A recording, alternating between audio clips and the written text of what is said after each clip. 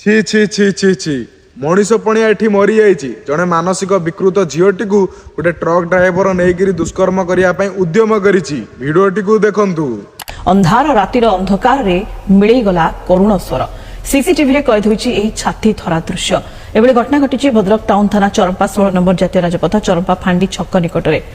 प्रबल वर्षार रक्षा पाइबा महिला जनक गतकाल विलंबित राति एक दुकान बारंडार आश्रय नहीं। यह समय से रास्ता जाउथबा एक ट्रक ड्राइवर महिला को देखी गाड़ी अटकाईला।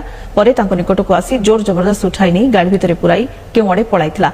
पूरा घटना सीसीटीवी रे कैद होइछि। ए घटना जना पड़िबा परे भद्रक रे चहल सृष्टि होइछि।